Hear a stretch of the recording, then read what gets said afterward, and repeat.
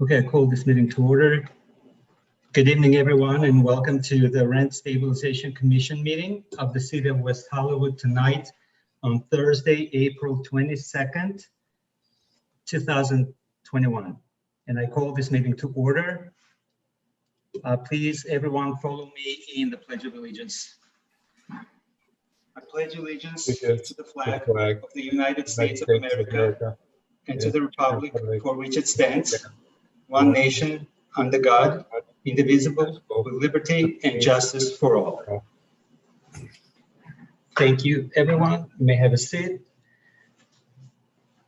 And we have next item on the agenda is oath of office, but I'm going to move it.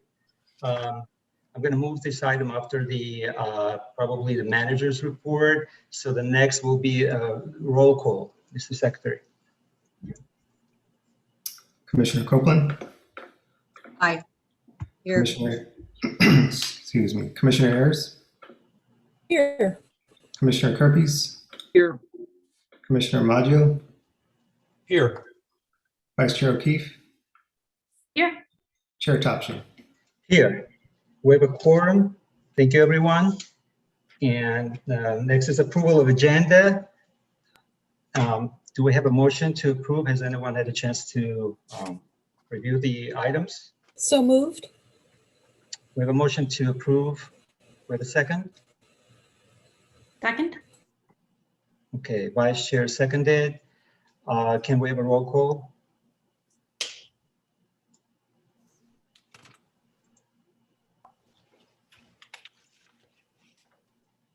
You're muted, Mr. Secretary.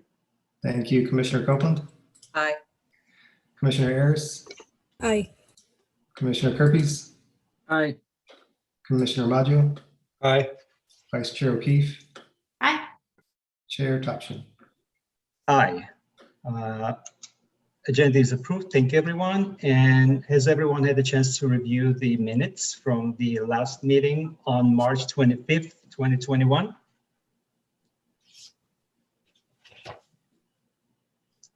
Do we Motion have to a approve. motion?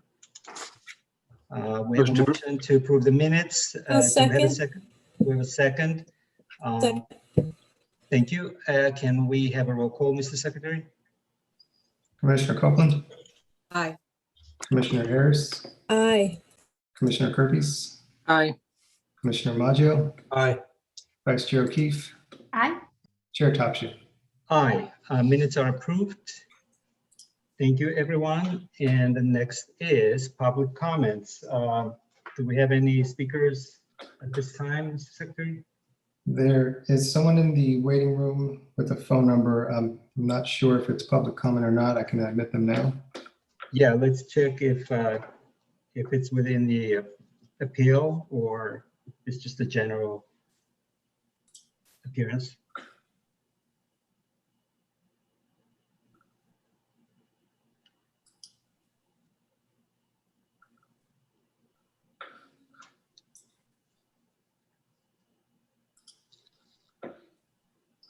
Hello, can you hear us? Caller? I'm asking them to unmute.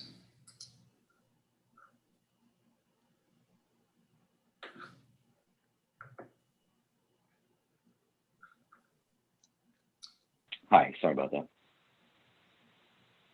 All right. Hello? Can you hear us, Sid? Yes, Okay, sorry. I can hear, sir. Yes. Are you here to speak in the appeal, regarding the appeal, or you're just here to pick up? I'm here to speak. I'm one of the parties for the landlord. Okay, so Steve then Short. you probably will wait until we are there. And, Okay. and yeah, so Mr. Secretary, probably we're gonna place the gentleman back in the virtual waiting room, correct? Yes, just to confirm, this is Steve Short. Yeah, yes, sir. Thank you. Great, thanks. I'll All place right. you back in the Okay, waiting room. thank you. All Okay. right, so it means we don't have, I'm sorry? Okay. I'm going to place Mr. Short back in the waiting room. Perfect. So we don't have any speakers at this time then? None at this time. All right, so we can have the manager's report. If Acting Rent Stabilization Housing Manager, Mr. Jonathan Holub is here. All right, Mr. Holub. Hey, good evening. Good Good evening, evening. Chair, Vice Chair, Commissioners. Jonathan Holub, Acting Manager of the Rent Stabilization and Housing Division. Just before I get started, I want to confirm with Roger. I see 4 people in the waiting room. Are any of those, did any of those happen to be Mayor Horvath? None of them. No. Yeah, 2 of them are Mr. Short. One of them is Sharice Mickelson, and the other is Kellen Marks.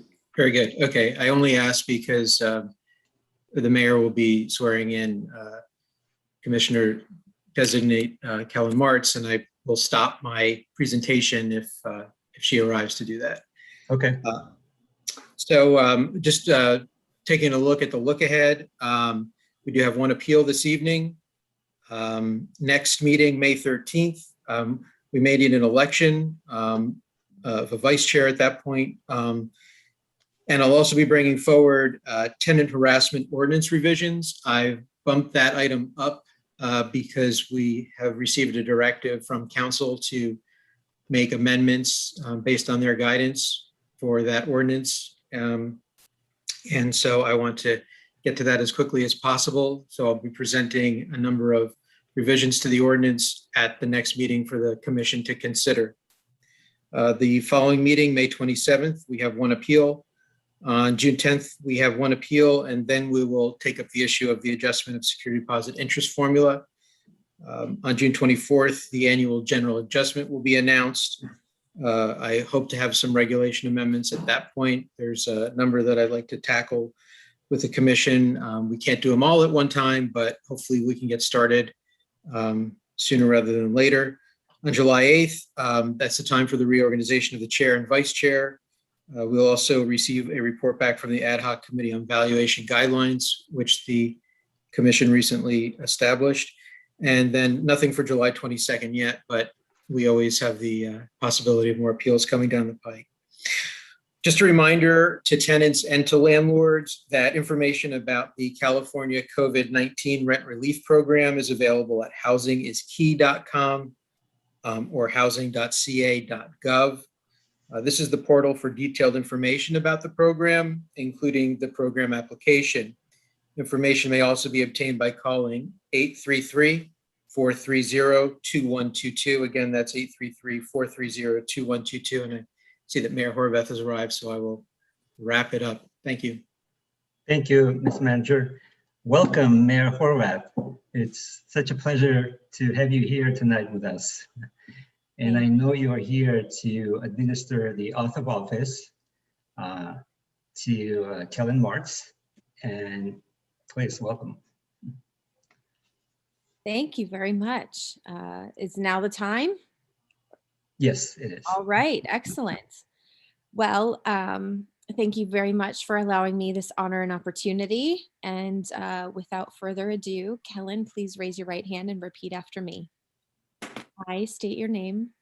I, Kellen Martz, Do solemnly swear do solemnly swear that while serving in the office that while serving the office as a member of the Rent Stabilization Commission as a member of the Rent Stabilization Commission of the City of West Hollywood, of the City of West Hollywood, that I will support and defend that I will support and defend the Constitution of the United States the Constitution of the United States and the Constitution of the State of California, and the Constitution of the State of California, that I will bear true faith and allegiance that I will bear true faith and allegiance to the Constitution of the United States to the Constitution of the United States and the Constitution of the State of California, and the Constitution of the State of California, that I take this obligation freely that I take this obligation freely without any mental reservation without any mental reservation or purpose of evasion, or purpose of evasion, that I will well and faithfully that I will well and faithfully discharge the duties discharge the duties upon which I'm about to enter. of which I am about to enter. Congratulations. Thank you very much. Congratulations. Thank you all. Thank you, Thank- Mayor. Thank you, Mayor. It's you. a pleasure to see you here. My pleasure. I'm sure the founding fathers never imagined us doing such a thing over, this kind of platform. So, thank you for allowing me the opportunity, and best of luck in the work that you will do. Thank you. Hope to see you Thank again. Thank you.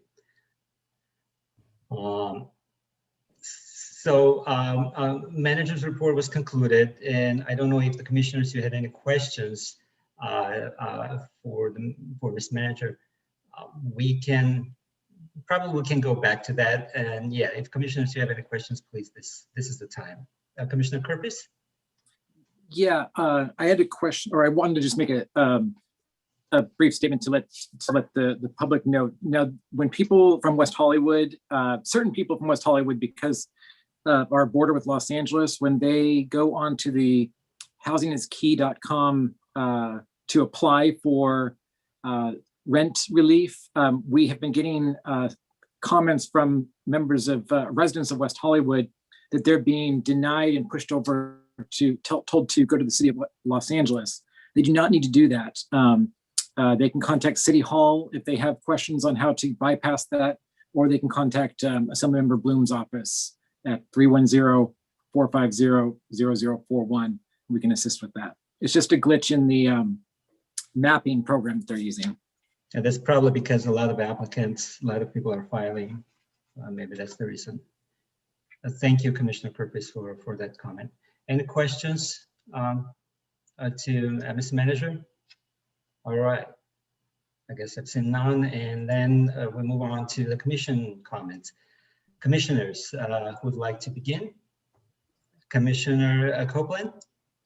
Hi, for right now, I just wanted to welcome back Commissioner Martz, and I look forward very much to working with you. And thank you once again for coming back and serving. So Thank you. that's all I have right now. Thank you. All right. Other commissioners?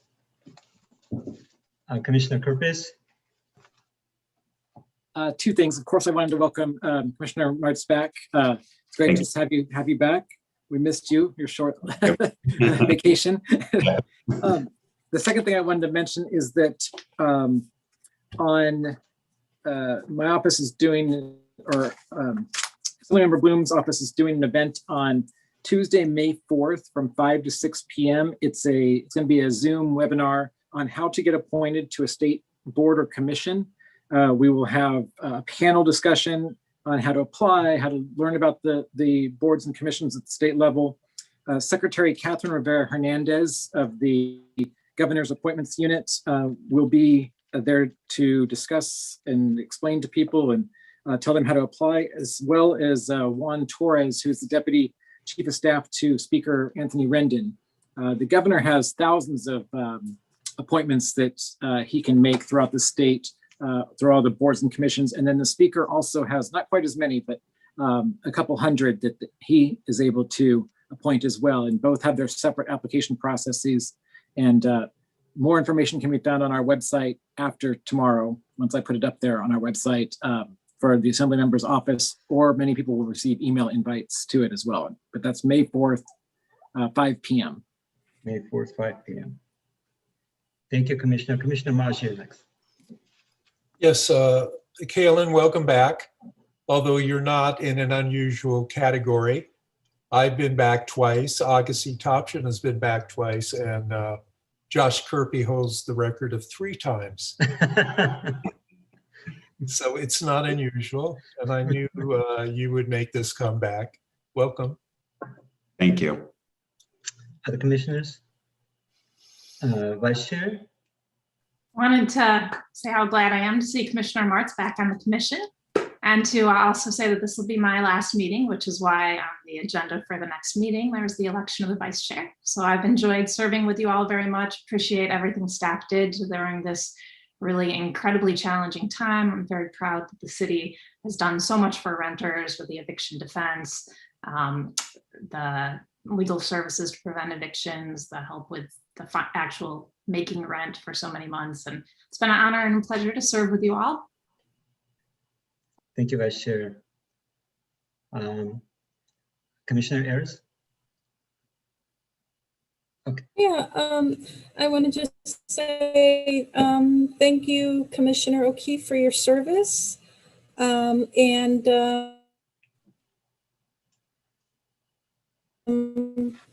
welcome back. Be the newest person on the commission, but it sounds like you have seniority over me anyway. But thank you and welcome. Thank you. Thank you.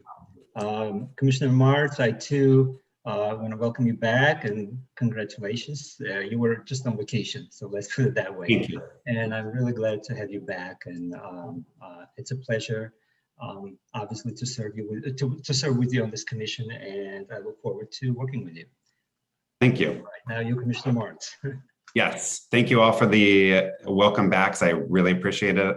Looking forward to working with the two newest members, and sad to see Commissioner O'Keefe leave us. I've enjoyed working with you and on the Rent Stabilization Commission, and also on working with people who are unhoused outside of here. So it's been a pleasure getting to know you, and I'm sure we'll keep in touch and see you again soon in other forms. So appreciate it, and I'm looking forward to getting to work.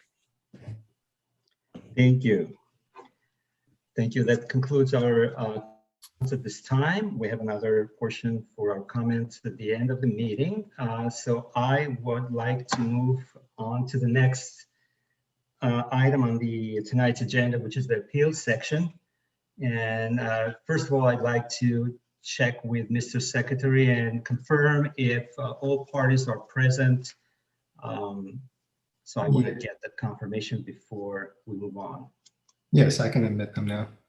Thank you. And Mr. Chair, I'll be recusing myself from this. I recused myself from the original case, so I'll be recusing myself from this one as well. Okay, no problem. Thank you, Commissioner Purpose, for mentioning that.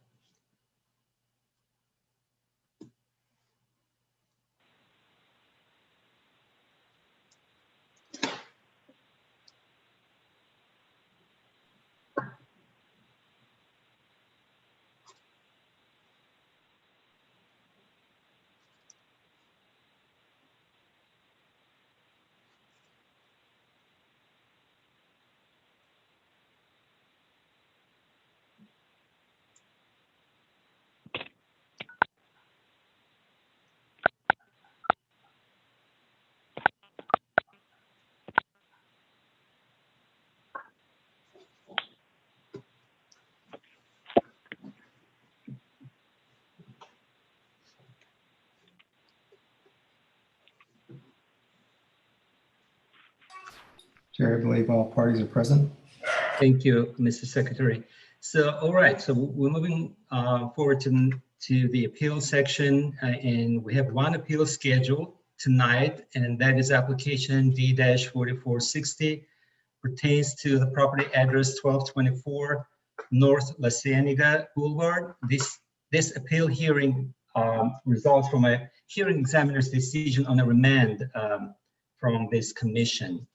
So this appeal has been filed by both parties. The tenant and the landlord, they filed this appeal, and it seems like the tenant filed it first on February 22nd, 2021, and subsequently the landlord filed the appeal on March 1st, 2021. Well, first, as a reminder to the commissioners, please make sure your video is on and you are visible at the entire time during the appeal procedure. It's very important. And in case anyone needs to take a short recess or short break, please let me know, okay? And before we begin, I'd like to take a moment and explain the appeal process. First, the commission will hear our staff report presented by the department's legal counsel, Mr. John Natalizio. And the commissioners may direct their questions to the legal counsel at any time. Following the legal counsel's report, each party will have 5 minutes to address the commission and present their argument. And during the oral argument part of this appeal, there will not be, the parties will not be present or provide any new evidence or any new information that was not part of the appeal.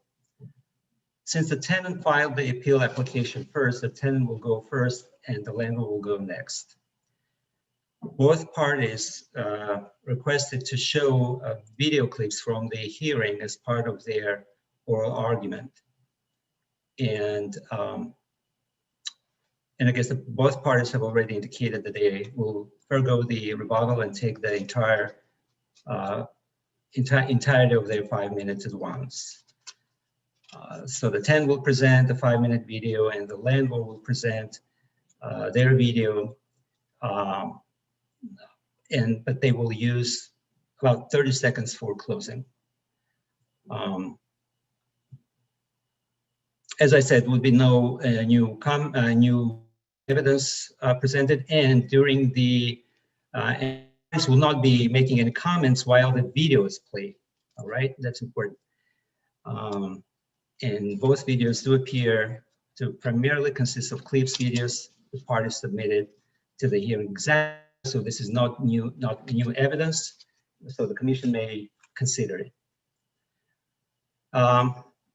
With that, I would say that this is the time, Mr. Natalicio, for your report. The commissioners are ready. Thank you. Thank you, Chair. Good evening, Chair, Vice Chair, Commissioners. This is John Natalicio, and I'm legal counsel to the Rent Stabilization Commission for the city.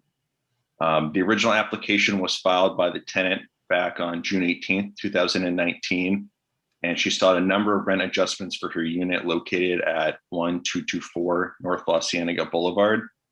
Relevant to this appeal, the hearing examiner granted a $8 reduction for the deteriorated condition of the hardwood flooring, a $3 reduction for the deterioration of the kitchen cabinets, and a $14 reduction for the condition of the bathroom walls. So relevant to this appeal, there's a $25 total rent reduction. Appeals were filed by both the tenant and the landlord.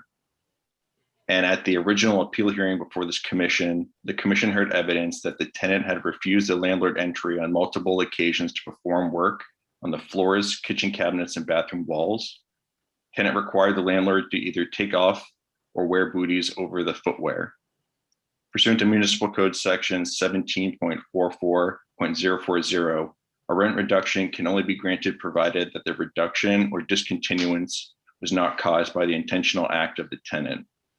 As such, the commission ordered a remand for the hearing examiner to determine whether tenant's refusal of entry constituted an intentional act such that the requested reduction should have been denied. A remand hearing was held, and the hearing examiner issued a decision.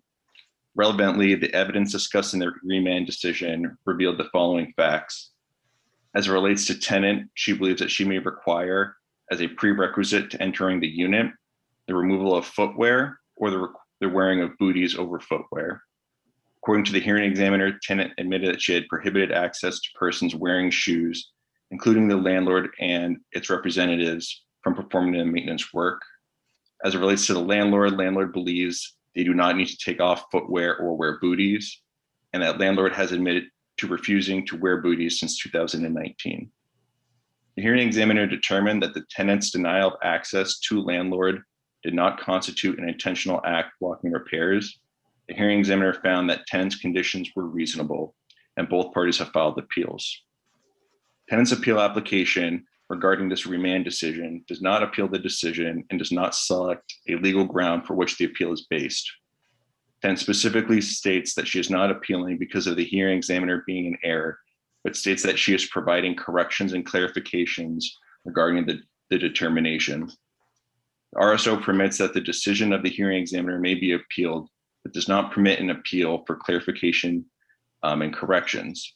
It specifically requires that the appeal must set forth the grounds upon which it is claimed, that the decision is in error, is not supported by the findings or the evidence in the record, constitutes an abuse of discretion, or is contrary to specific provisions of the law. Tenant's appeal fails to identify any four grounds justifying why a remand is appealable. Staff believes tenant's failure to set forth the grounds upon which the remand is being appealed is fatal, and thus, as it relates to tenant's appeal, the remand decision is final. Therefore, staff recommends that tenant's appeal is denied. Landlord appeals the remand decision, claiming that it is clearly in error, not reasonably supported by the findings made or the evidence in the record, and that's contrary to specific provisions of law. Landlord argues that the hearing examiner incorrectly determined that tenant's request to wear booties was reasonable. Landlord contends that a tenant cannot impose additional restrictions for access to the unit if the landlord complies with various requirements of the California Civil Code. Specifically, the landlord cites the Civil Code section 1954, which authorizes a landlord to enter a leased unit for various purposes, including necessary repairs, if proper notice is given to the tenant. Staff has reviewed the appeal record, including the remand decision, and recommends reversing the hearing examiner's remand decision. Staff believes that the hearing examiner failed to fully apply Civil Code section 1954 to the facts, and the hearing examiner's finding that the tenant's actions to prohibit access to the unit without wearing booties or removing shoes was a reasonable condition of entry is not supported by substantial evidence. Staff recommends adopting Resolution 21-592. Civil Code section 1954 authorizes a landlord to enter a residential leased premise in order to make necessary or agreed to repairs, so long as proper notice is provided. Despite identifying this Civil Code section, the hearing examiner failed to fully analyze the facts to this provision. Had the hearing examiner analyzed this fully, he would have determined that because landlord complied with this Civil Code section, the landlord was entitled to enter the unit and make the repairs. As it relates to whether this right to enter the unit is subject to a reasonable condition, staff believes that tenant's condition was unreasonable and the record lacks substantial evidence to support the hearing examiner's finding.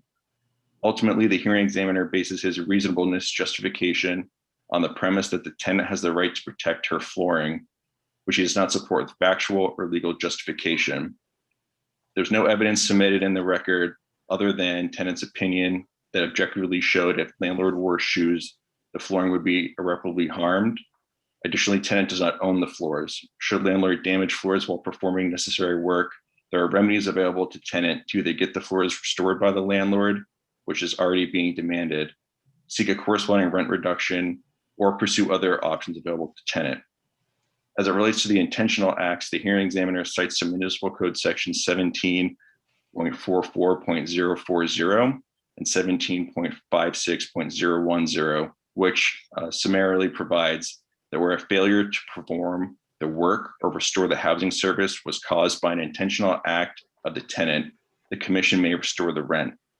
The hearing examiner bases his decision that tenant did not intentionally prevent the repairs from occurring by stating that she has not denied access, only imposed a condition of entry.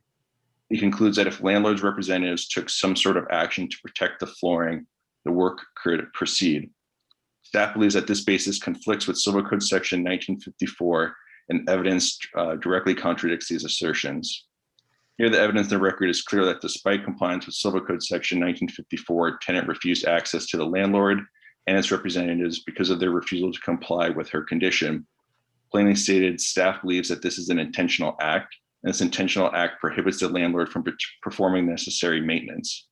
Put another way, but for tenant's condition, the remedial work would have been performed. Therefore, based upon the above, staff believes the hearing examiner's decision should be reversed and the $25 rent reduction relating to the condition of the flooring, kitchen cabinets, and bathroom walls should be denied.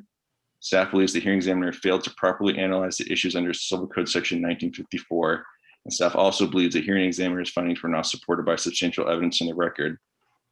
You as the commission have the power to affirm, reverse, modify, or remand the appeal determination of the hearing examiner as you deem fit. The commission reviews the hearing examiner's decision under the substantial evidence standard, which requires the commission to make sure there's substantial evidence that reasonably supports the hearing examiner's decision is credible and of solid value.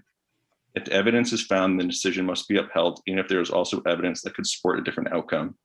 The commission does not substitute its judgment for that of the hearing examiner or reweigh the evidence. As it relates to questions of law, the commission applies an independent or de novo standard of review to the hearing examiner's conclusion of law. Thank you. Thank you, Mr. Natalizio. Commissioners, are there any questions for the legal counsel? Anyone? Vice Chair, yes, please go ahead. Yes, legal counsel, I saw in the materials that the tenant submitted, she claimed that this issue was res judicata. Could you please respond to that claim? Well, so res judicata and collateral estoppel are legal principles that don't apply here. They're also called issue preclusion and claim preclusion. For a number of reasons, those claims are wrong, but traditionally you see these in litigation, and they prevent a plaintiff from suing on issues that have been finally adjudicated. So an issue preclusion, there are issues in a case that might be resolved, but the whole case might not be resolved. And so if a judge adjudicates that, in that situation, you couldn't then file a new lawsuit trying to re-adjudicate that specific issue. Whereas claim preclusion is that an entire claim has been adjudicated. And so a basic example would be if you sued someone for a car accident and it went to trial and you got awarded, $1,000, you couldn't then re-sue that person on that same car accident and try to, get a new judgment. So those are issue and claim preclusion, which are what she's saying, which is res judicata and collateral estoppel. Here we haven't had a final determination on anything. What she is talking about is relating to issues of access. It's within the commission's power to remand if the commission finds that either something wasn't properly considered or was inadequately considered. At the previous hearing, the commission determined that there was an issue as it relates to access and as it relates to, more specifically, whether these issues of access resulted in an intentional act, which ultimately prevented the landlord from performing maintenance. And so my understanding is that the tenant is claiming claim preclusion on issues of access.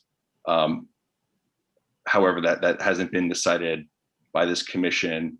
It might have been discussed in a hearing examiner's opinion or decision, but in no way does that then trigger claim or issue preclusion. And specifically, this remand was more broad than issues of access, as specifically was relating to whether or not these issues of access resulted in an intentional act that would ultimately bar her from being permitted the rent reduction. Thank you. Thank you. Other commissioners? Commissioner Copeland? Yes, I noticed there was a question about timely noticing that was made by the tenant as far as the landlord's timely noticing of the appeal. Was that resolved?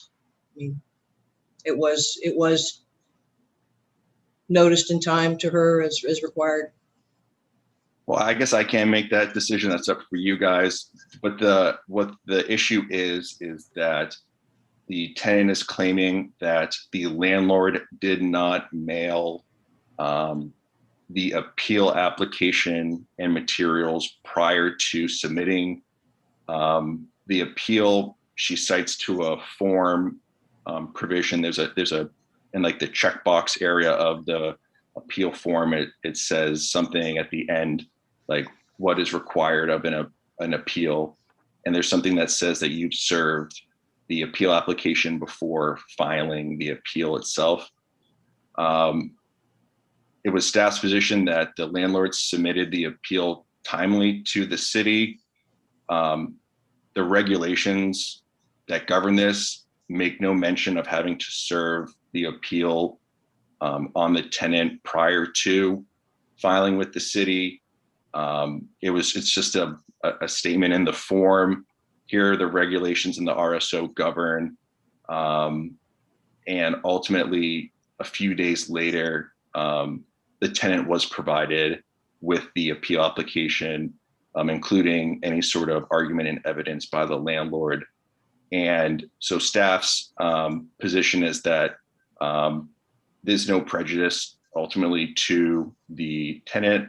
And ultimately, the rule, I guess, that she's citing to is just on a form and isn't governed by anything in the regulations of the RSO. Obviously, the commission could differ, and if they wanted to, they could, I guess, try to discuss whether or not they should deny the appeal on that basis. But it was staff's belief that the landlord timely filed an appeal, and whether or not the tenant received an appeal application before filing was de minimis if it was a violation. Okay, I just want to clarify that. Thank you. Appreciate it. That's all I have right now. Thank you. Other commissioners? I have I have a question, whether it's I'm asking for clarification, whether it's a question or it's a comment. I'm not sure at this point, but as you mentioned, the examiner's decision was,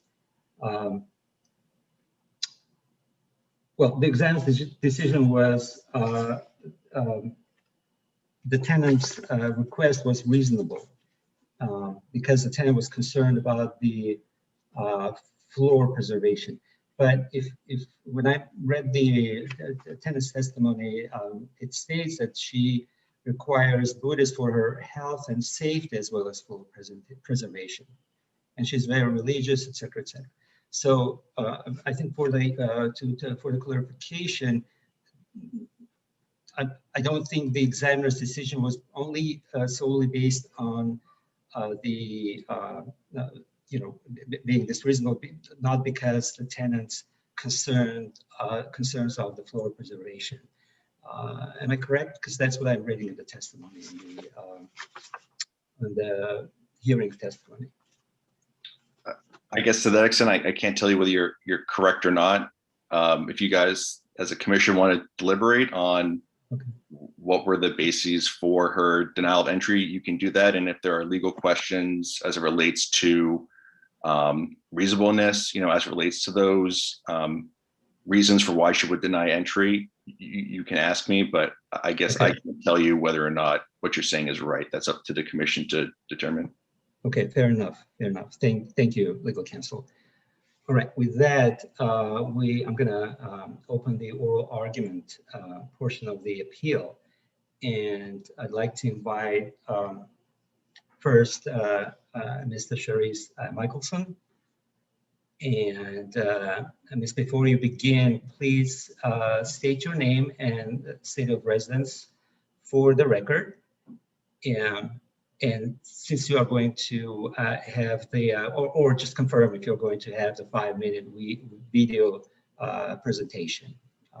I just want to have it on the record. You may begin if you unmute yourself. Good evening. My name is Cherise Michelson, and I live in the city of West Hollywood. Thank you. Thank you. And you're going to demonstrate that 5-minute video, right? Yes, sir. Okay. All right. So then, Mr. Secretary, I think you can put on the video now, and it is 5 minutes.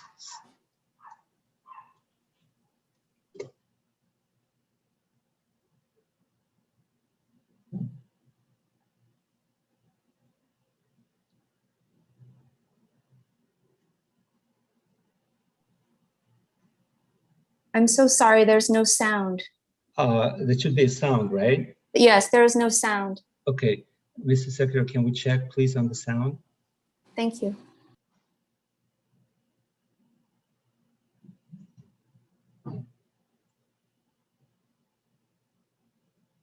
Okay, we shall count this 5 minutes once we have the video played properly with the sound.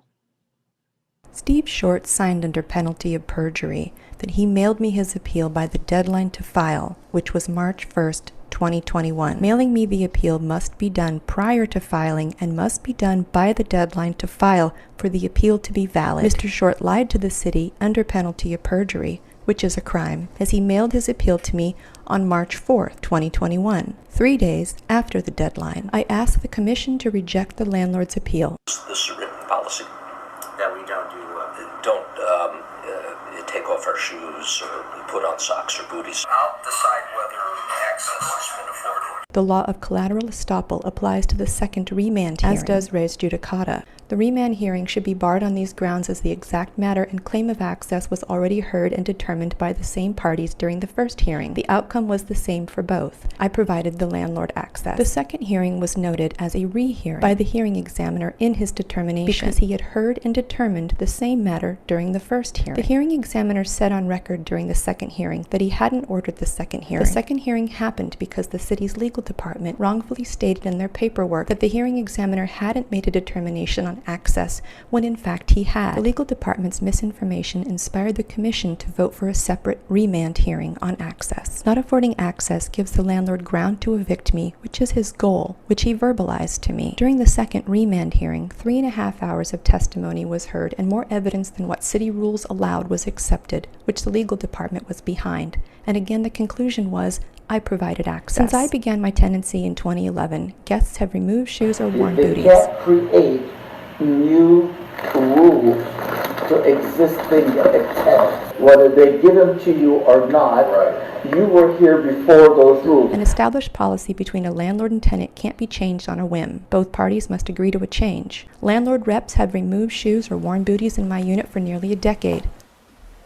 Okay, I've taken them off, I guess. Thank you very much. Until just before the original hearing when Mr. Short suddenly decided he couldn't perform work unless he wears his shoes uncovered, which was a new personal and non-company policy change. He cited an unfounded and unbelievable fear of wearing booties with traction. Hospital workers safely wear booties, as do the West Hollywood Sheriff's Department, who know the law. Legally, those with a right to a premises, which I have to my own home, can mandate wearing booties. Attorneys who follow the law are unanimous that mandating booties doesn't prevent access. The landlord has warned them many times to enter and perform work. I've received legal counsel on this issue. Mr. Short then coerced his co-workers to not wear booties in my unit either at the time of the original hearing. They will, however, wear booties for higher rent paying tenants. So Mr. Short wants you to blame me for an unreasonable and new block he put up to prevent him and his co-workers from performing maintenance in my unit. But it is he who is to blame for deciding to break with an established policy with the landlord since my tenancy began in 2011. Before the original hearing, the landlord wearing booties or sans shoes entered my unit multiple times over many days for about 2 weeks to inspect and cure a rent reduction. He had full knowledge of all maintenance issues raised at the original hearing at that time, yet didn't perform the needed work. After this, right before the hearing, Mr. Short entered my home wearing shoes against my wishes. I reported this to the RSD and was told to tell him to get out if he wouldn't wear booties. This was when Mr. Short weaponized his shoes and wiped dog feces on my floor. Animal cast-offs was a code violation for the premises at that time. Mr. Short had a worker with him, yet they didn't perform the needed work. This proves that even if Mr. Short is given ground to disrespect my health and safety, as viruses, etc. are tracked in on shoes, and my faith and customs which are protected by the law, and is allowed to wear his shoes uncovered, there is no guarantee he will perform work. By the landlord's own admission, he waits until hearing outcomes to perform work, which he stated on record during hearing D4116. In that case, the landlord inspected and floor workers came into my unit twice. Inspecting qualifies as providing access according to hearing examiner Judy Sherman. Other workers who wore booties and entered my home multiple times last spring told me the landlord wouldn't authorize the needed work. My images and video show the landlord in my unit multiple times. The landlord won't even remedy code violations in common areas. Replace the area, sand it down, and stain it in order to fix it so that it's perfect. That's what you said before. This is the best way to do it, but I'm not allowed to. The landlord speedily provides maintenance for higher rent paying tenants, though. By lying under penalty of perjury and many times under oath at hearings and in paperwork, Mr. Short proves he's an unreliable witness. In court, his testimony would be dismissed as how can you believe anything he says, which my submitted evidence proves. I ask you to disqualify the landlord's invalid appeal and bar the D4460 remand hearing via collateral estoppel and res judicata, and if you won't, then uphold the hearing examiner's correct and lawful second determination. Thank you.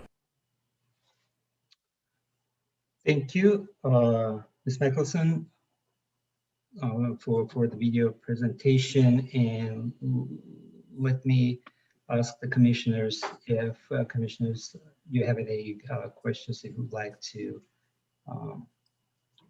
ask the tenant.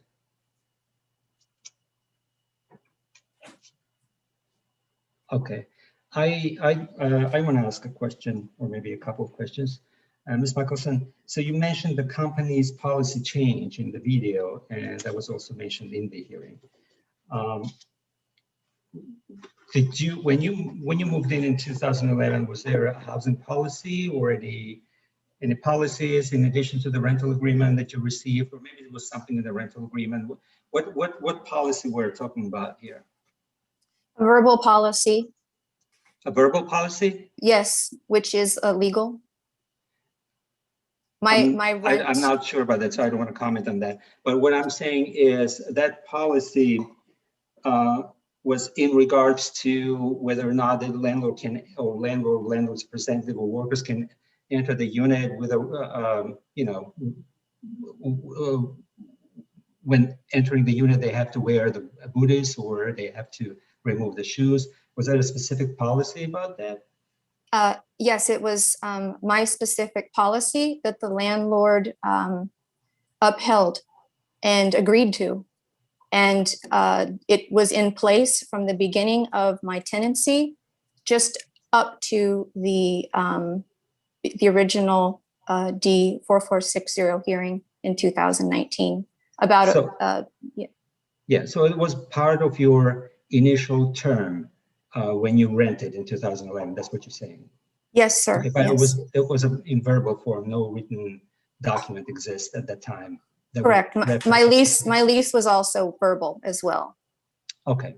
Mm-hmm. And that was legal and binding. Correct. Yeah. So the verbal terms are allowed under the RSO. There's no requirement to have a written lease in order to initiate a tenancy.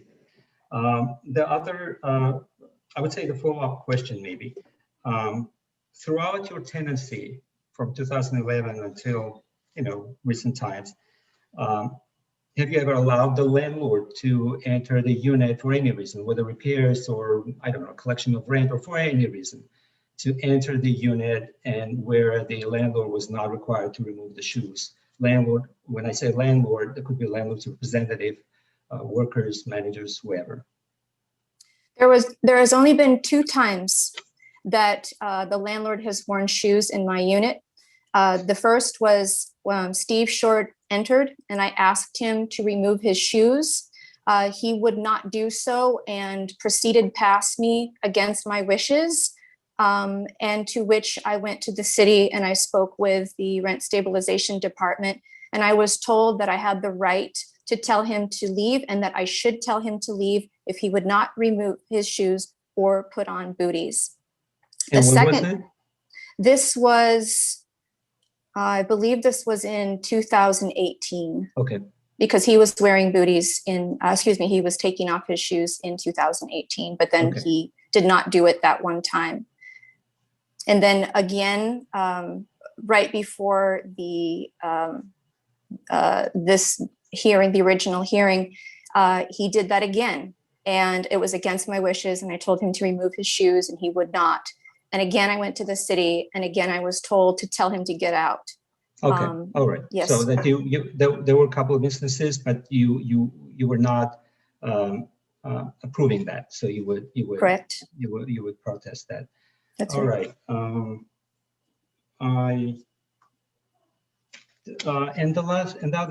at this time, the last thing I wanted to ask you, you testified at the hearing that you required booties for your health and safety, as well as floor preservation. So the floor preservation, I understand, but health and safety, what can you just very briefly, something that is not going to go off the topic.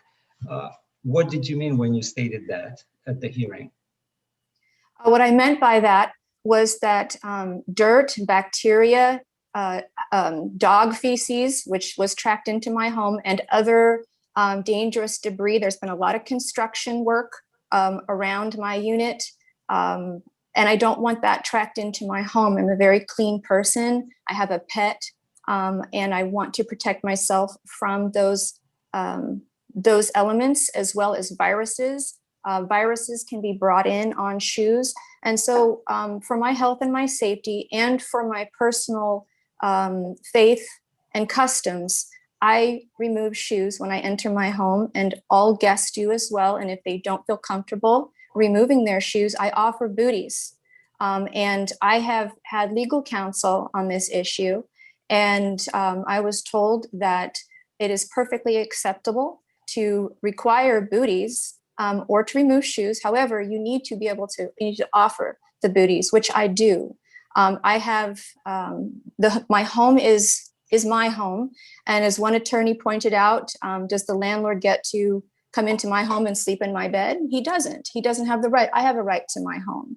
And Okay. so the rules are legal, and also they're mine, and I have the right to my home. Okay, so you explained, because I wanted to understand what you meant when you said health and safety issues. So thank you.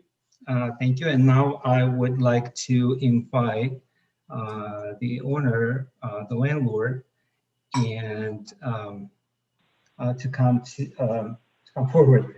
And Mr. Short, right? You are the owner. Good evening. I work for the ownership. Yes, sir. Okay, you work for Empire View Homes LLC. Okay, you represent the owner.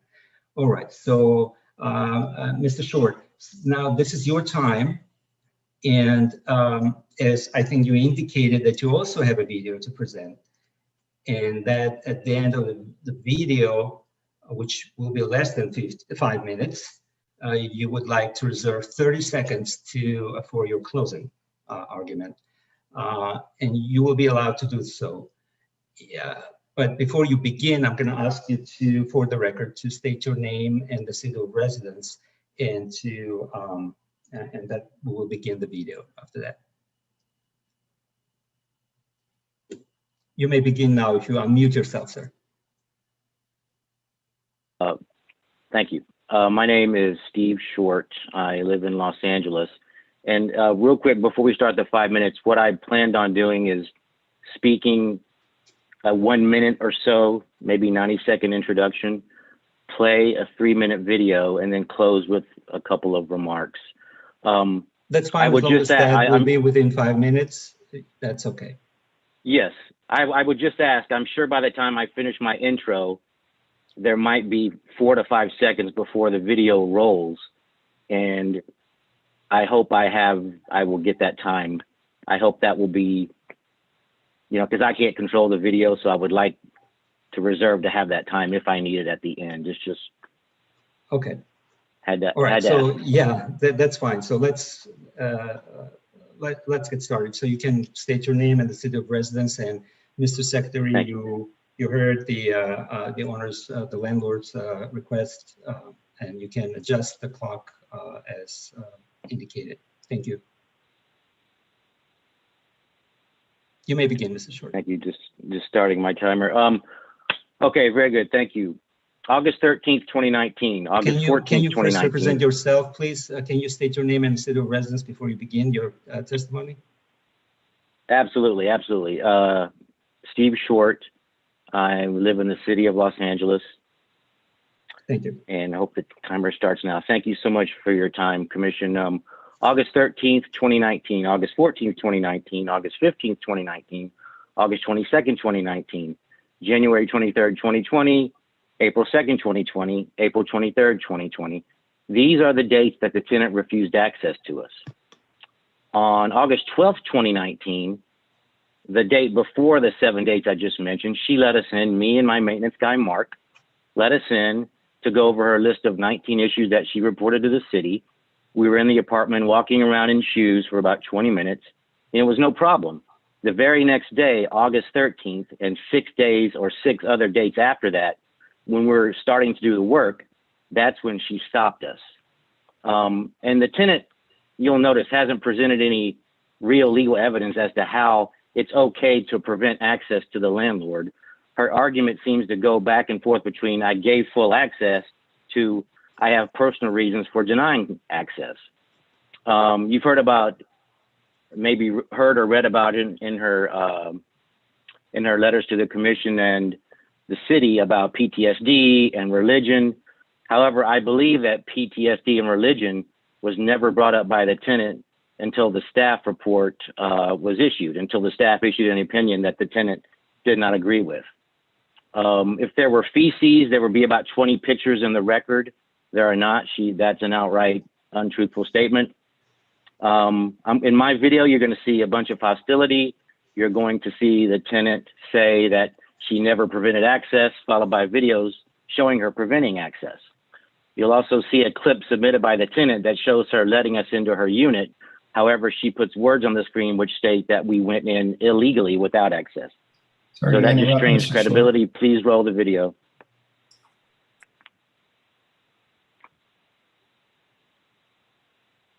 I'm sorry, what? Oh. I'm always open-armed to when real work is going to be performed in my home. If you show up and you're ready to paint my house, come on in. If you're ready to fix my floor, come on in. Okay, so can we go? Access, no. Can we go do the work? Please leave. Okay, so I can we ask can't you to do the please work? leave. Goodbye. Goodbye. You're refusing Please us leave. from doing the work. Please leave. I will call the police. Mark, let's go. When you say Mr. Short wasn't refused entry, was he allowed to go past the front door? Yes. Okay. Thank you. Watch for my cat. Well, I can't Okay, control your please cat. remove your shoes. Remove your shoes. Get out of my house. Remove your shoes, Steve. Well, you know we can't do that. Yes, you can. Okay, You have so before. Go can we get check out the? Nope, get out. Okay. If you So this can we yesterday. come in and do the work that the health department has ordered us to do? Yes, I would like for you to do the work that the health department Okay, has can we noted. come in? Yes, come on in. Okay. Watch for my cat. Do the work. My question is, does that bear on your whether or not you let them in? I always let them in. Okay. You're taking and smearing mud on my floor. No, I'm sorry. Okay, get Where's out the then. mud? Then get out. Where's It's important to Okay, me. can we look at the list now? Are you going to send someone to clean up after you? Because you just tracked in a whole bunch of dirt from outside. I don't And see any it's dirt. important. I remove my shoes. Look, they're right here. I take them off when I enter my home. Yeah, I don't see any dirt we've tracked in because we don't track in dirt. Oh, yes, you do. I just want to make sure. I just want to take care of you guys, really. No, you don't actually. I really No, do. you really don't. You pretend like you do, but you really, really don't. The landlord has always gained access. I always let him or her or anyone who represents the landlord to perform work or inspect come into my home. Technically being denied access because we don't want to wear booties. Actually, no. Or take shoes off. Yeah, technically, no. You have been provided access. Yes. Okay. Yes. So if we were to go to the kitchen, you would say, do not go any farther. If you were to try to come into the kitchen, it would be against my wishes without booties or shoes. Okay. Saying you're not saying that that's the reason why you've denied them access, is it? I've never denied them access. They can come in All right. and they can perform work. Okay, all right. Well, we understand your position, but hopefully you understand ours. We just want to come in and do the job. Our shoes are clean, not a big deal. People wear shoes at work. It's just what we do. I hear you, I hear you. I know, you gotta do what she says. I understand. Okay, hey, get back. All right. Well, we'll hopefully figure it out later. Thank you. And I've never stopped the landlord from performing maintenance.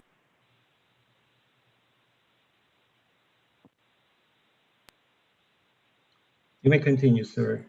I'm sorry. Yeah, I think I'm out of time. Mr. Secretary, is there any time?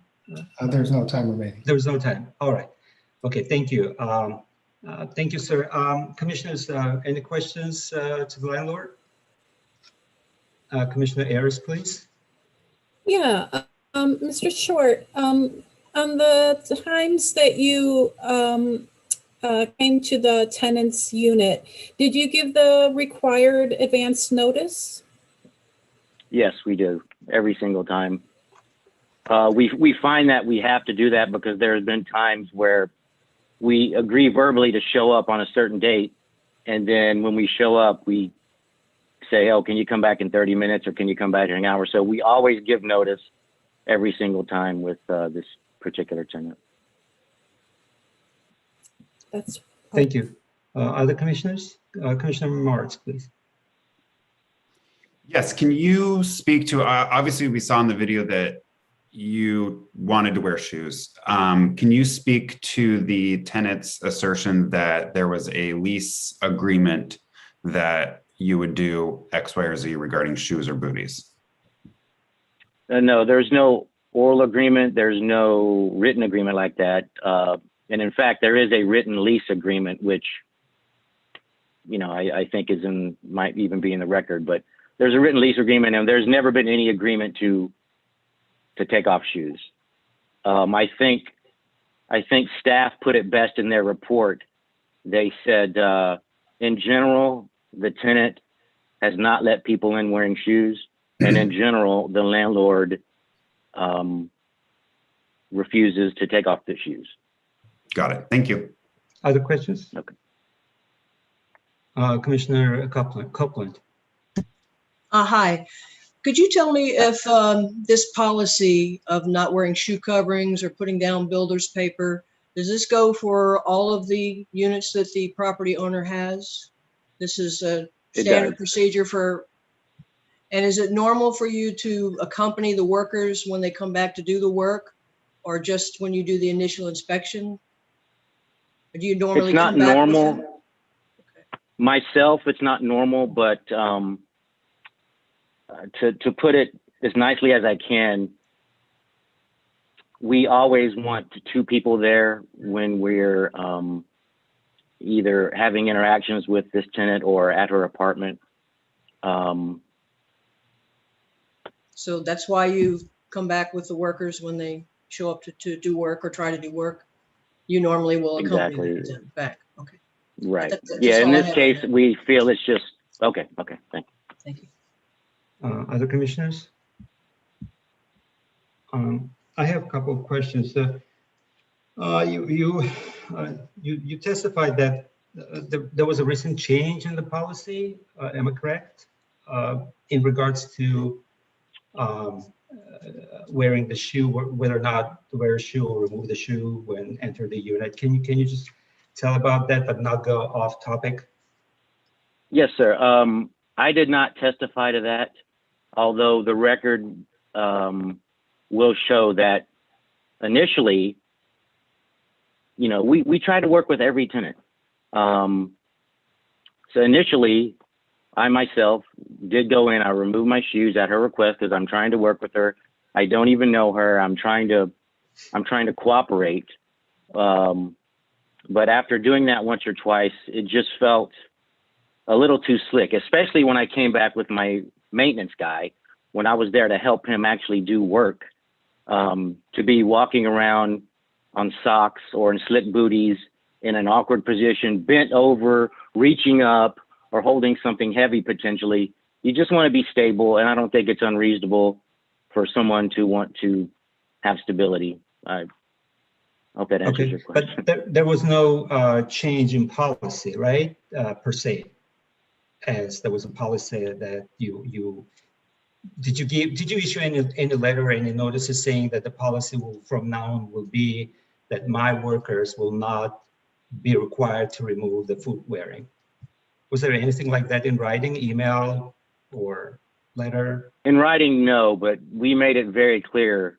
A verbal. To the tenant, yes. Okay. From the beginning. Okay.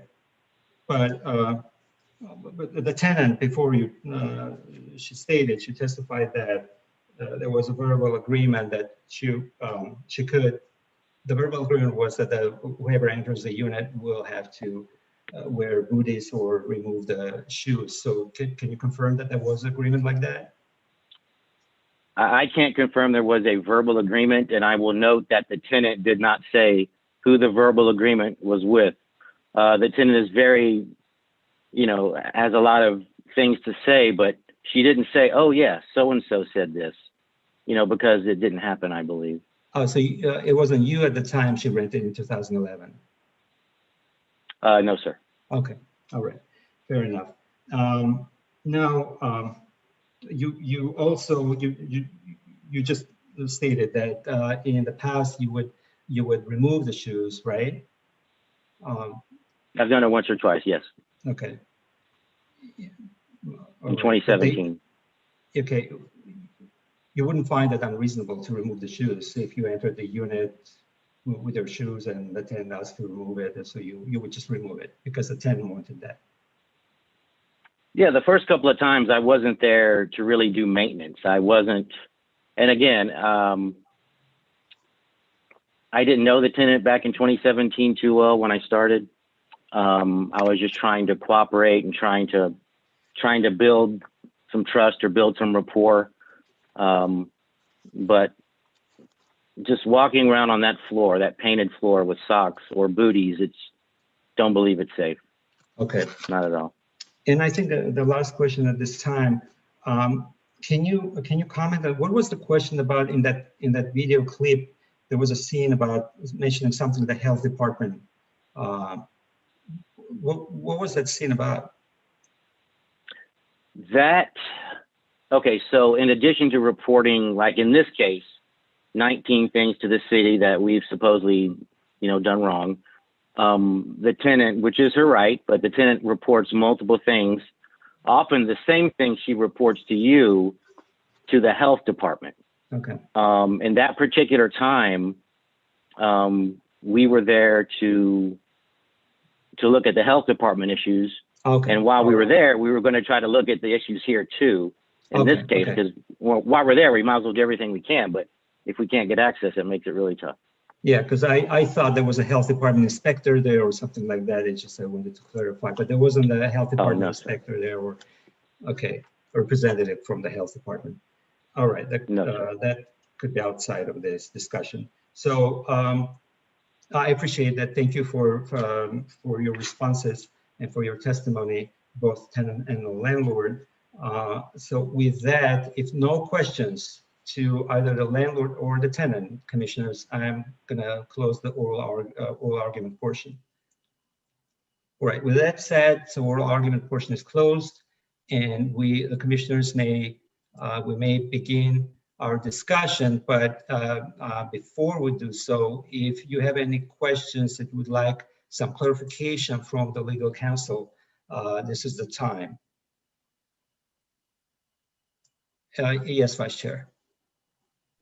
Yes, so the tenant maintains there was some kind of a oral agreement with the landlord that the landlord's representative would not wear booties. That's disputed by the landlord's representative. In your view, legal counsel, would that change the analysis at all or not?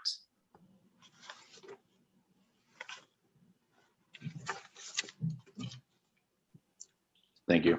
So I would say legally, I mean, you have one party, if it's a verbal agreement saying this verbal agreement happened, another party saying this verbal agreement didn't happen. So then it's up to the commission to determine whether or not which side they believe and whether or not there's a verbal agreement. I would say either way, there's a civil code provision that governs when a landlord can access the unit, when required maintenance or agreed to maintenance happens. And so that hypothetical would just require probably a bigger legal analysis. It's just not relevant here, about whether or not there was a contract essentially, and whether or not that contract's valid and how it works with the civil code, and can you waive your right to the civil code. So the answer, would it change my analysis?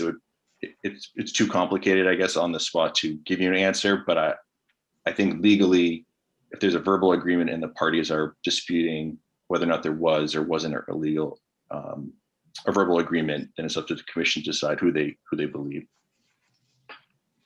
And I believe I saw in the staff report that it's kind of an open question if there even is this reasonableness exception to allowing the landlord access to the unit if there are some circumstances that a tenant can deny them in other than those specifically listed. Am I understanding the analysis correctly?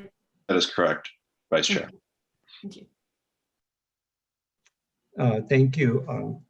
Other commissioners, do you have any questions at this time? All right. If not, so let's begin our discussion. Who wants to jump in? Commissioner Marks.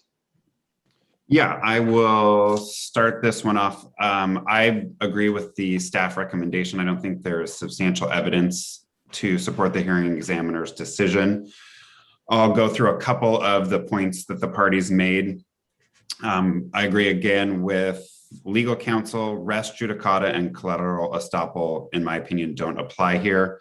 There's not been a final decision on the merits of the case. We're still trying to decide those final merits, and those two legal principles don't come into play until after a final decision has been made. The tenant also cited case law from Florida, which is not relevant here.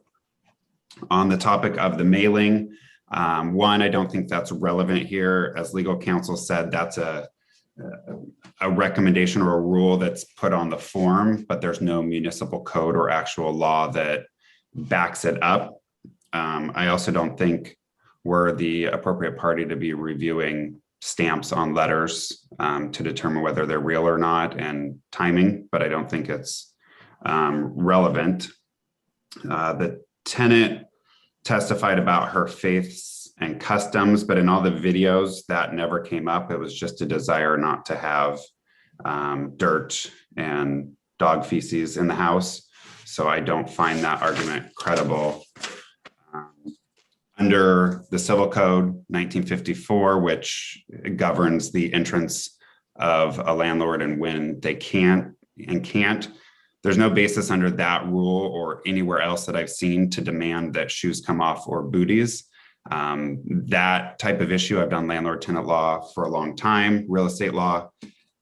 It's a gray area. You have to do your best to work things out between the parties, but what we're looking at is what the law requires. And the landlord here appears to have given notice and has attempted to enter the apartment to make the necessary repairs and has been blocked from doing so for a reason that may feel like it's something that the tenant wants to do, but there's no basis under the law to require that.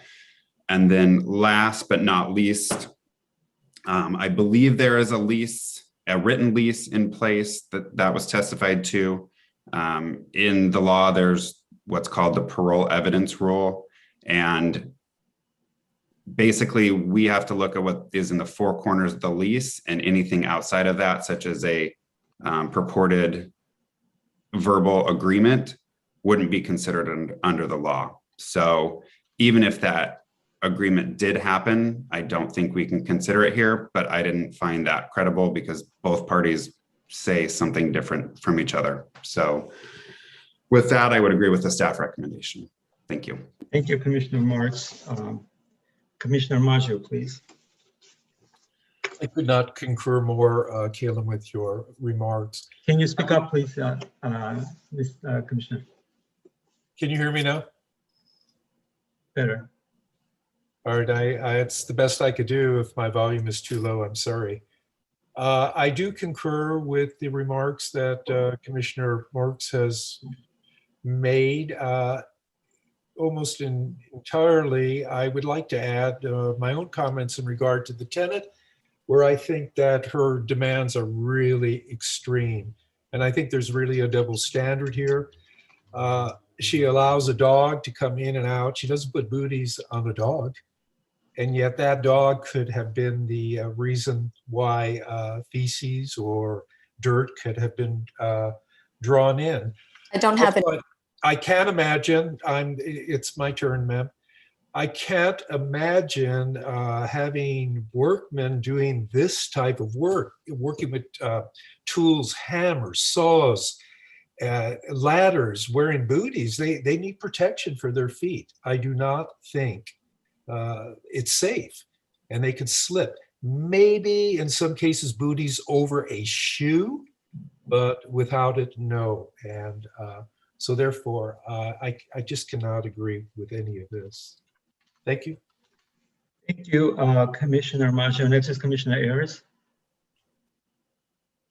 Yes, for the benefit of the tenant, I'll mention that I don't think there was anything in the record about a dog that would be outside and come in. I think she has a cat, just for the record. And you know, I don't agree with Commissioner Maggio that the demands are extreme. I do think the tenant has the right to impose a condition of entry, but I do not believe that she then has a right to expect the building management to comply with those conditions in order to perform work needed. I think the building management has made attempts in good faith to perform the work. And I don't think that the law includes anything beyond the tenant, the landlord providing the tenant with advance notice and to make those arrangements to visit to do the work. So I do think the condition of wearing booties or removing shoes and wearing socks is not included within the law. So I concur with the what the commissioners otherwise said, and I do believe I will go ahead with the recommendation made by staff. Thank you. Thank you. Thank you, Commissioner. Who is next? Commissioner Copeland, perhaps? Can you unmute yourself? Sorry, you mind coming right back to me? I'm reading a note that I had taken during testimony. I just want to make sure. Sure. So we had a vice chair, right? Vice chair spoke. We had Commissioner Maggio with Commissioner Martz. Now I guess it's my turn. All right. So I have to be honest with you. This is not as simple as I thought it would be, because there's no question about the landlord has a right under the civil code to enter the unit, to perform repairs or conduct inspections, and by issuing an advance 24-hour notice to enter. I believe the landlord met those requirements for entering the unit, and yeah, I do believe the landlord has a right to enter the unit, and I believe that the tenant must provide reasonable access when the landlord requests that access to the unit. But on the other hand, I also have a tenant. I also believe that the tenant who is in possession of the unit, the tenant lives in the privacy of her home. She has a right also to set some sort of a maybe a rule, and that could be in this particular case that the rule is anyone who enters my unit will have to remove the shoes and wear the booties that I am willing to provide. But that is within the privacy of my apartment that I'm in possession of. I have a right to establish that type of rule. So now we can't establish, unfortunately, there was something in writing existed specifically regarding this matter. So therefore, that verbal agreement, whether it existed or did not exist, I agree with the legal counsel, that would be a civil matter to discuss elsewhere.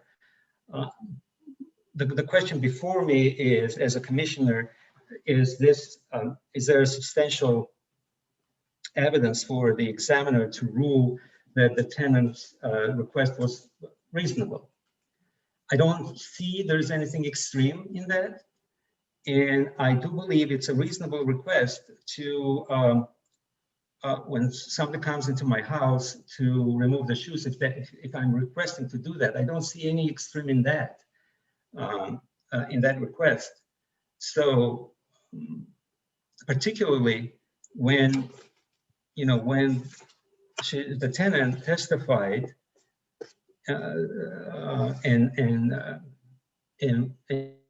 and restated today, specifically in regards to her concerns about health and safety, and we already know about the floor preservation that our today's report includes. And we also know that the tenant mentioned the religious or faith beliefs, so which was not really mentioned during the hearing. That's why I'm not mentioning that. Although I know in a lot of cultures, their countries, the culture requires to remove the shoes when you enter the unit. So, but that was not discussed. I would say that's irrelevant right now. But the reasoning of her health and safety concerns, I think that sounded very reasonable to me. The way that she explained her concerns about the health issues the viruses and stuff, especially considering the our times that we live in, global COVID pandemic year. I didn't do any search, and it would be irrelevant. I didn't do any search on the guidelines from the health department, or maybe CDC guidelines would have mentioned anything about the landlords entering, inspecting the units, whether they need to wear a shoe covering or whatever it is. So I'm not going to go into that discussion. But what I'm saying is that the tenant's explanation of her concerns regarding the health and safety issues, I don't see it's extreme. I don't see it's unreasonable. So at the same time, as a commissioner, maybe I need to look into this, maybe a narrow window of whether the owner acted within the required civil code guidelines. So yes, the civil code says the owner has a right to enter the unit. The civil code says the owner must provide a 24-hour notice to enter before, to the unit before conducting any repairs or any inspections. And it's silent about this issue, this particular issue. I guess it was the examiner's decision based on the testimonies presented and a lot of documentary evidence submitted that the examiner believed that the tenant's request was reasonable. So at this point, I'm kind of leaning towards that this examiner's decision was correct, because I don't see, where is it that the examiner erred? Is it just because the state law is silent on that? But the state law couldn't cover every possible scenario or every possible issue, or something else. But at this point, I'm kind of leaning towards that the request was reasonable. So I want to hear from Commissioner Copeland and maybe other commissioners. Commissioner Copeland. Okay, I'm not sure if Vice Chair O'Keefe, did you weigh in on this yet? Yeah, No? everybody's spoke Why already. don't you go ahead, Vice Chair first, and then I'll.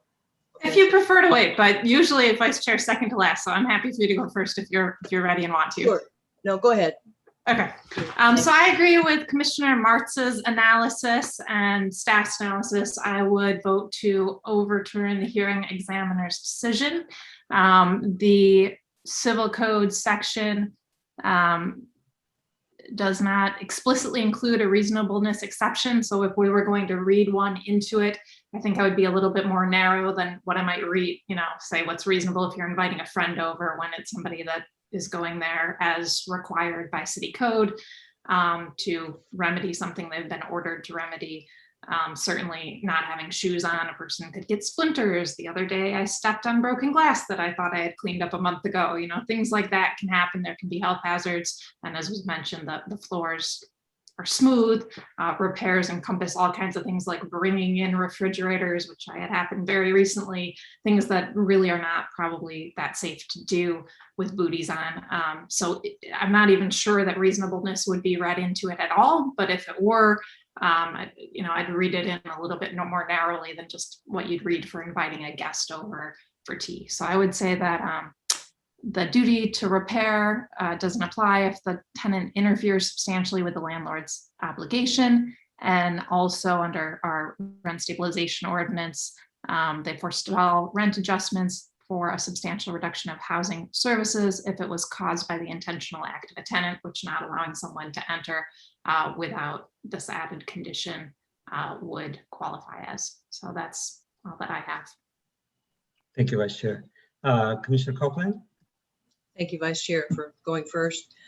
I agree with Chair. It's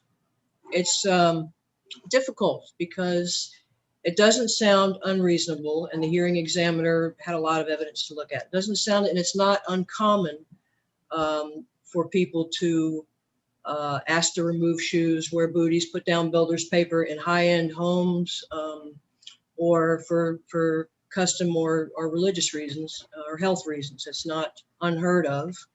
But what we're faced with is it's a reasonable request, but is it if you demand that request when there are repairs that need to be done that you want a reduction for, can you still demand that request and not allow the maintenance to be done? So while it doesn't sound on the surface to be an unreasonable thing to ask, if it's preventing this work from being done, then I would have to agree with staff on it, that it is interfering with the work being completed. But I definitely understand what the chair was speaking, and I feel a lot of that as well. It does not sound like an unreasonable request. However, according to the code and the staff's interpretation of the code, that's not really, we're more concerned with intentional interference with access and the work being done. So those are my thoughts as of right now. Thank you. Other commissioners? Because I wanna ask a question, not ask a question, maybe a clue, because we can't ask questions. But it seems to me those, I mean, we can't ask questions to the parties at this time.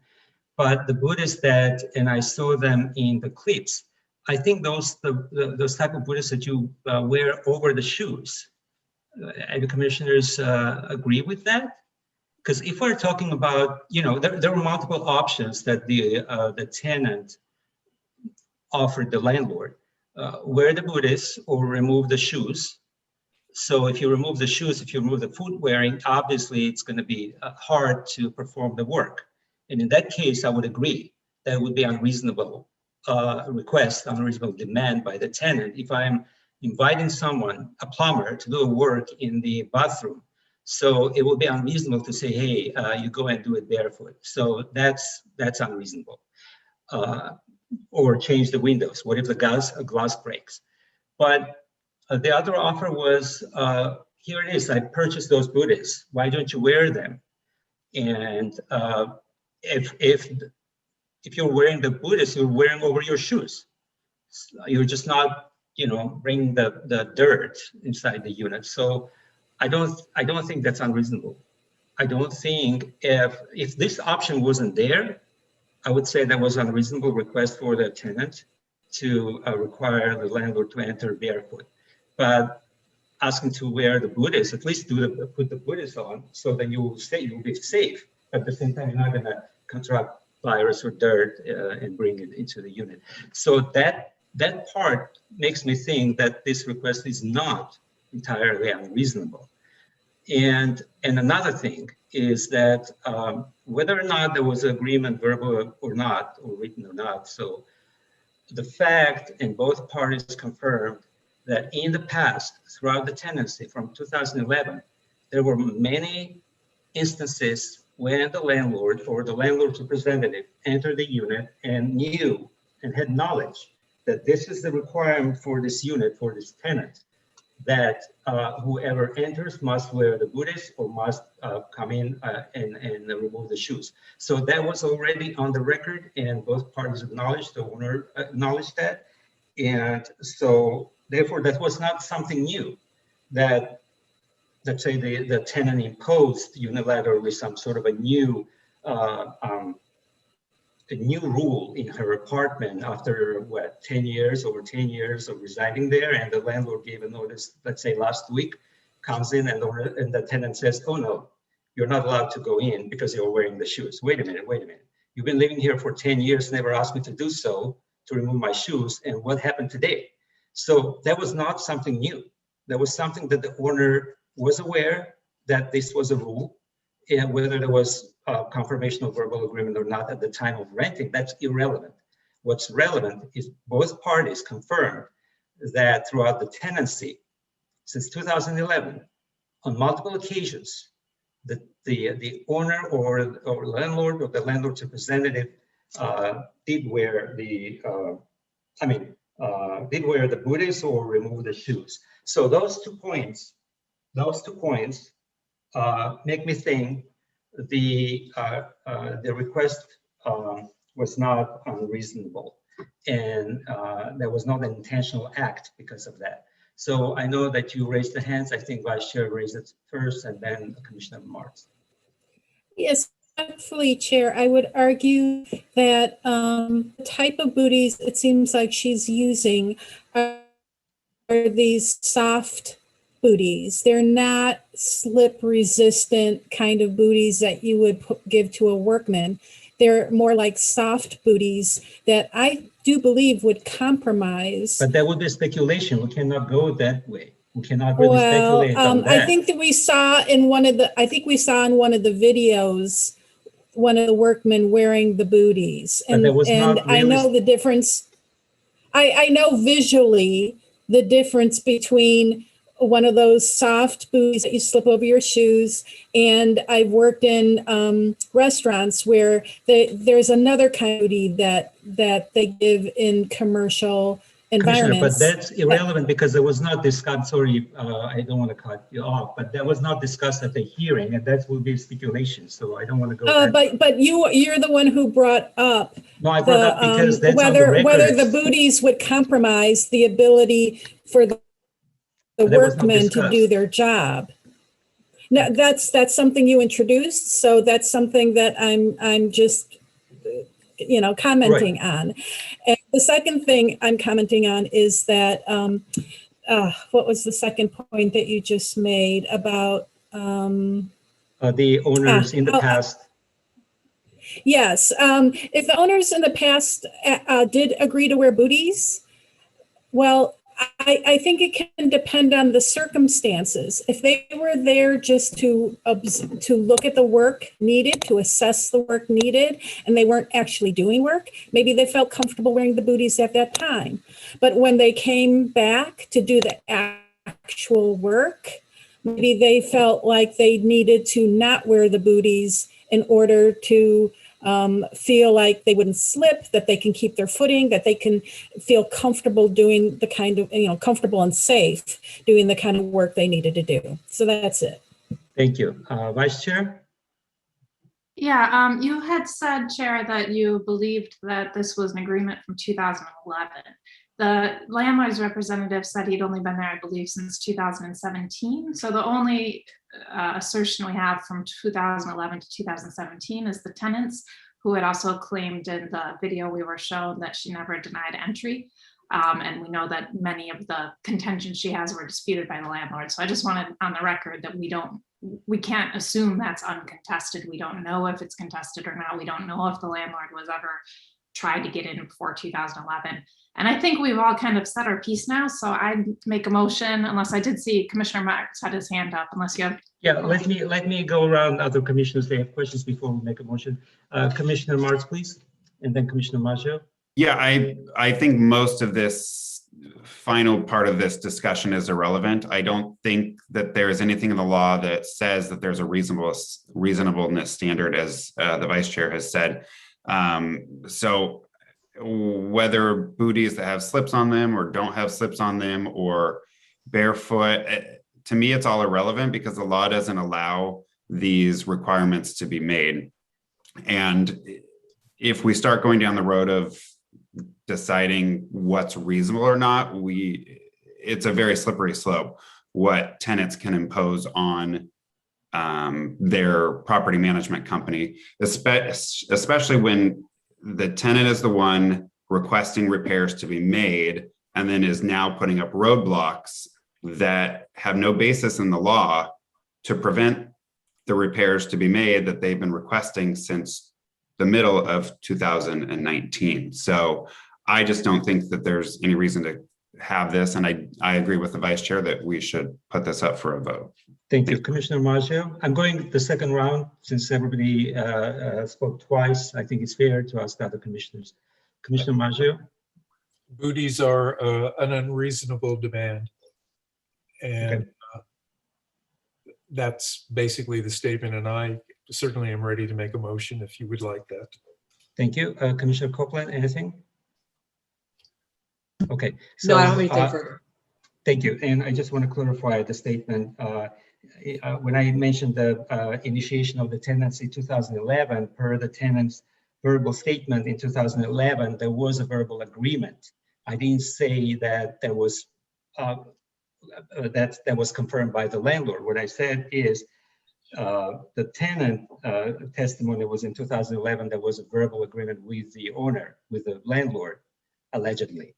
And that in regards to the 2017 or 2018, the owner's representative mentioned that there was some sort of a new rule or something, or not the new rule, but the explanation or something in terms of whether the shoes will be removed or not entering the unit. So that's for the clarification. And in regards to Buddhists, again, the Commissioner Ayers. So I appreciate your comments, of course, and you're free to make those comments. But just to be clear, so the Buddhists were explained, they're discussed in the hearing, but there was nothing about a threat to be, slippery or whatever, or there was no discussion about it. Absolutely not. So if there's no discussion about it, we cannot speculate about that. Yes, they discussed about Buddhists, that she offered them to wear them, but the landlord never said that I feel unsafe to wear those Buddhists. That was not discussed that. So that's why we cannot really go that round and speculate on that. So that's why I said that is not probably, I would disagree with that with all due respect. But anyways, so this is the time to make a motion, and who would like to do so? Commissioner Maggio? Yes, I would make a motion to reverse the hearing examiner's decision, denying the request rent adjustment and thus vacating the November 25th, 2019 order relating to the decrease in rent for conditions of the hardwood floors, kitchen cabinets, and bathroom walls. I would Thank you. second We have a motion and we have a second. Thank you, Commissioner Martz. Any further discussion on motion? I've seen none. And Mr. Secretary, we're ready for the roll call. Commissioner Copeland, Aye. Commissioner Ayers, Aye. Commissioner Maggio, Aye. Commissioner Martz, Aye. Vice Chair O'Keefe, Aye. Chair Topshin. Nay. And thank you, everybody. Motion passes. And what I'm going to ask you for the parties, if you have any questions about the appeal, tonight's appeal, and what's the next step and what will happen next, so you have to contact the department during the normal business hours, and we can remind the phone number if you have the phone number. If you need the phone number, Mr. Secretary, can you remind it, please? What would be the contact number for the parties if they want to discuss what happened today? It'll be 323-848-6450. Okay, thank you. And otherwise, this concludes our appeal, and you will be placed back in the virtual waiting room, and you may continue watching the tonight's meeting. Thank you very much for your testimonies. We appreciate your time. Thank you. And commissioners, also, I thank you for your deliberation and for the questions and the discussion. I appreciate that. So we don't have any other appeals. So I would like to invite back our Commissioner Kirpis. Okay, welcome back, Commissioner. We'll have to work on that waiting room. It's kind of boring. All right. So let me go back to my agenda, which I lost for a second. Okay, so the next will be new business, and we have nothing scheduled under this item. And moving on to the public comments. Mr. Secretary, can you confirm if we have any speakers at this time? No speakers at this time. All right, so we don't have any speakers. The next is commission comments. Commissioners, yes, please, Commissioner Maggio. Yes, I'm on. To Commissioner Karen O'Keefe, what a pleasure and honor it has been to serve with you. I'm so happy we had an opportunity to be in our official chamber, and I enjoyed so much chatting with you there before the meetings. As you know, I have been on this commission a long time, since 1994, and I have served with I suppose, nearly 24 different commissioners.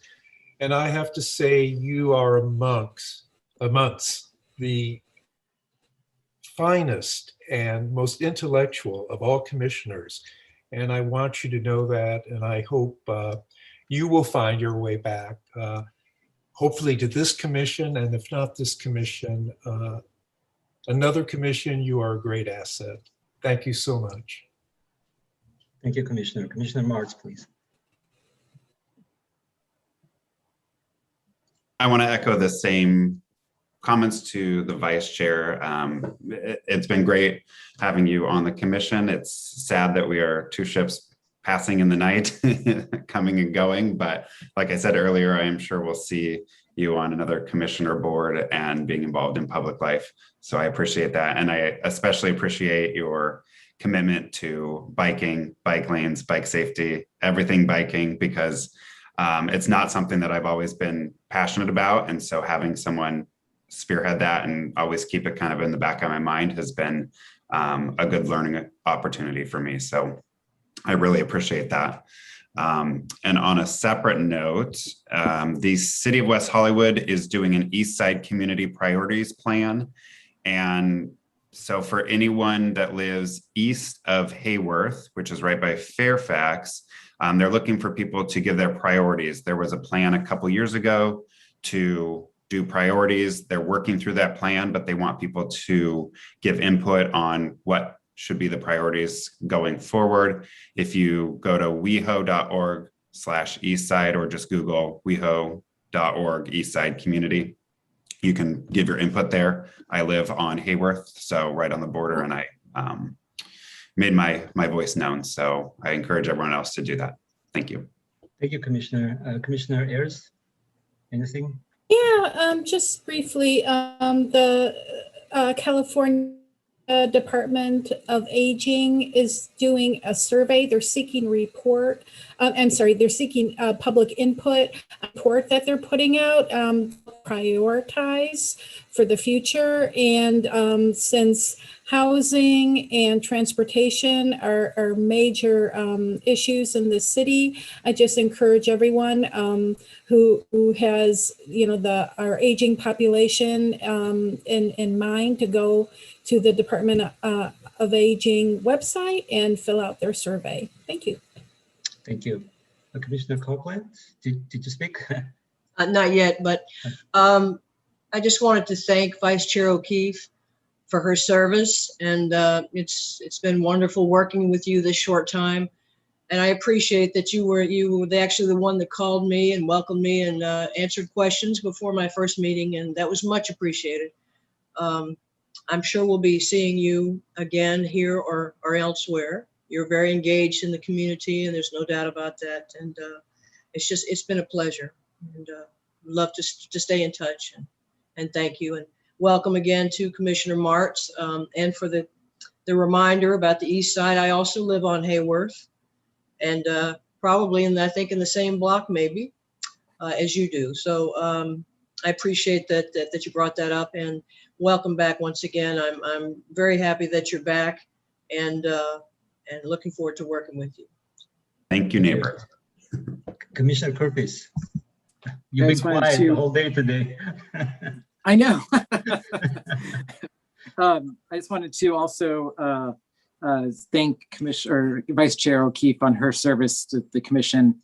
I had heard great things about her prior to her joining the commission, but hadn't actually met her, and then met her working together on the commission. And she's lived up to everything that we had heard. And one of the things I'll always remember is actually one of the proudest things that looking back on different things that I've done throughout the years on the commission, one of the proudest projects I worked on was the earthquake retrofit ordinance, or how the city should move forward with that. And Commissioner O'Keefe and I worked very closely together on that. We were actually excluded from the, we had to recuse ourselves, only to find out later that the council members got to participate, and we could have been able to as well. But we worked together on that, and that's probably, I'm very happy that we were able to, and I think we worked very well together, and just appreciate her service and her friendship. Thank you. Vice Chair, I just want to say it's been a pleasure serving with you on this commission, and recently for a couple of months as a chair and vice chair. I really appreciate it and everything you've done for the commission, and you contributed with your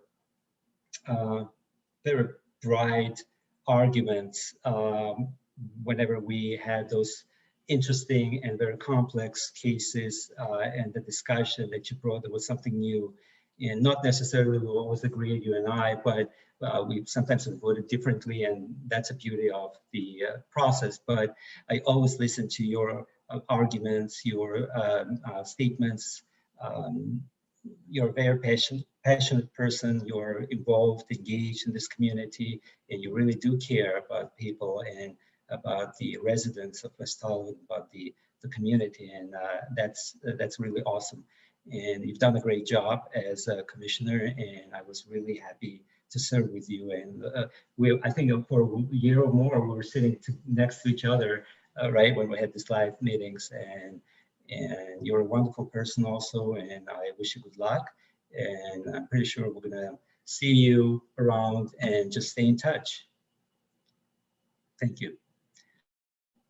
And welcome back again, Commissioner Marks. As I said, it seems like you're on a vacation or something, so welcome back. Vice Chair, now your turn. Thank you all for the kind words. One of my favorite things about being on the commission is meeting all of you and the past commissioners, and I'm sure we'll connect somehow. I'm excited that finally we might be able to go outside and do things again. I got my first shot.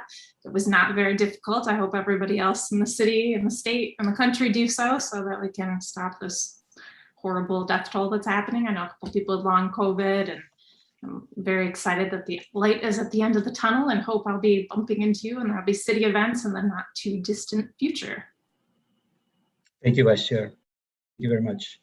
All right, next is staff comments. I will invite back Manager Holla. Yes, thank you, Chair.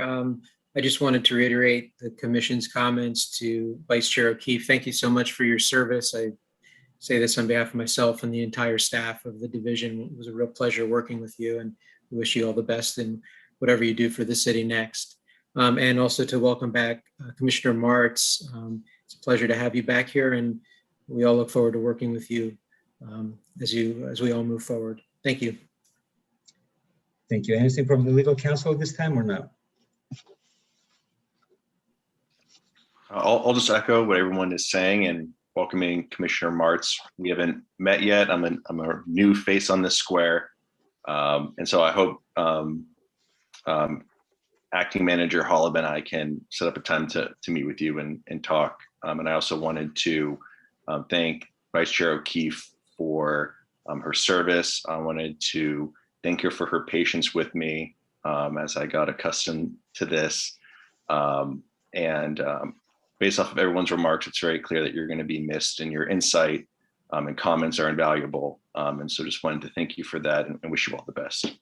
And I also wanted to mention legal counsel, since you are back, I really enjoyed the report that you prepared for this appeal. I think this was so far, by far the best report ever, the legal report that I've read for all these years I've been on the commission. I really want to commend you on that. So it's really well structured. It's really well formatted, especially for those, for us non-lawyers on the commission. It's very important that you put so much details and broke it down into these sections, subsections. And I really like the legal standard of review that you offered. Also the options part of the report, that was very helpful. And even this little thing, there's a table of content, is just amazing. And I wanted to thank you for that. And I want to ask you to the next, also the future appeals, to see this report in the same format and the structure. Thank you so much. Great. I appreciate that, Chair. Thank you very much. And I do want to let you know that going forward, just like we revamped the resolutions, this format of the staff report is how it's going to be going forward. So thank you very much for your kind words. I appreciate that. And Thank you. Thank you. Thank you, sir. All right. And that concludes all the items on tonight's agenda. And commissioners, until the next regular meeting of the Rent Stabilization, I will adjourn this meeting until the next regular meeting of the Rent Stabilization Commission that will be held at 7 p.m. on May 13th, 2021 via teleconference. Thank you. Good night. And everybody, please get vaccinated. Good night. All right. Good night, Good everyone. night, everyone. Good night, everyone. Good night.